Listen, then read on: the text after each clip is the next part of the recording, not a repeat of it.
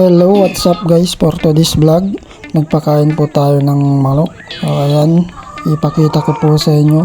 Update na naman tayo. Yan po yung aking mga natirang manok. Ito po yung aking pinapatoka. So ayan, ang ating bulik guys. Istag na bulik. Ito na lamang po yung natitira kong manok. Bali ano na lang po sila, 4. Tapos dalawa ang hindi na pwede sa exam dahil may mga issue. Dahil nanalo na sila. Tapos hindi na pwedeng isabak ulit sa exam. Ayan, ito. Hindi na to pwedeng isabak sa exam. Tapos ito, hindi na rin to pwedeng isabak sa exam. Dahil may issue na po yung kanilang mga paa. So ayun din sa dulo. Malapit na din po yung isabak sa exam.